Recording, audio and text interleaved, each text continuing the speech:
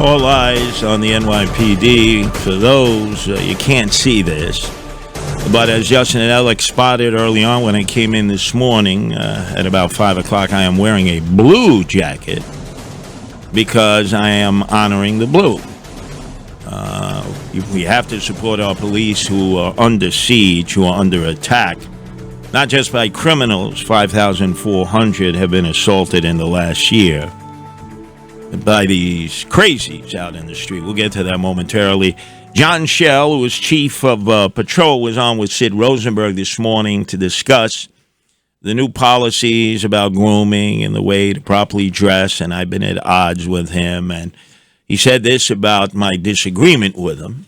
I think our friend in the red beret might be a little tight on his head because some of the information he gave out was factually wrong. So I'm not going to respond to that today because last night, and I'm not blaming John Schell, I'm not blaming the NYPD, there was a demonstration that hit a low point in New York City, a real low point. It started off at Union Square Park, and it had the typical chanting that sort of warms them up, gets them all sort of going, so they're singing from the river to the sea. They get into a frenzy. It's almost like a whirling dervish. It has a hypnotic effect on those who attend these rallies, and then it culminates with this. There is only one solution. There is only one solution. Intifada revolution. Intifada revolution. There is only one solution. There is only one solution. Intifada revolution. And then they had a few people in that crowd before they started walking south that was screaming, Hitler was right. Hitler should be eliminating the Jews today if we had it our way. Now, I've been involved in many demonstrations, and there were always some folks who have their own agenda, and it's up to the marshals of that demonstration, those who run the demonstration, to rein them in and say, hey, look, that's not what we're here for. Take it somewhere else. That's not what we're saying at this protest. Get the hell out of here. It's not what they said. And this one group that has led many of the demonstrations, they have been the most aggressive, took the lead, and they pulled out a banner. And the banner said, "Long live October 7th." Long live October 7th. And that was at the front of the march.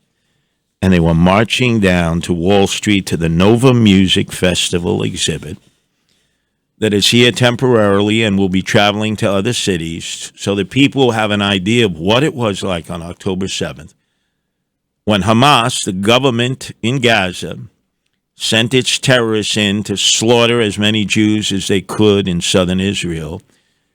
And we know what they did.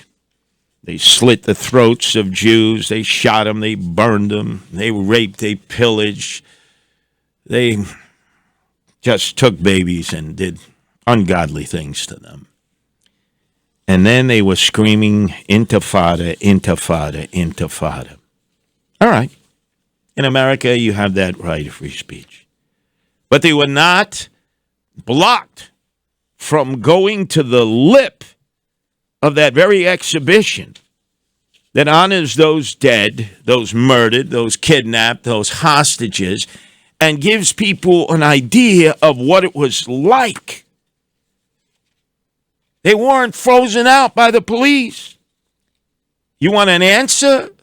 What about the mounted cop units? They don't use any longer since de Blasio, or they bring them out for parades, or they put them in Times Square, pet the horsey, take a picture with the horse. There are 80 of these horses and cops who are part of that unit who are trained to do crowd control.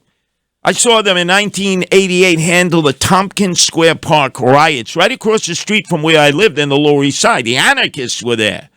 They were throwing darts at the horses. They were rolling marbles, hoping the horses would trip up. These are well-trained animals, and the cops who ride them and care for them every day, they know how to do crowd control. They should have been out there. It should have been a frozen zone. What's next? I ask, what's next?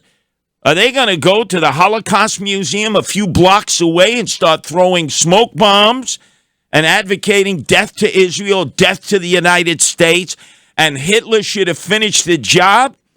And then maybe the World Trade Center Museum and say, yeah, America, you deserve that. Where does it stop? Put them in a freaking frozen zone, by God.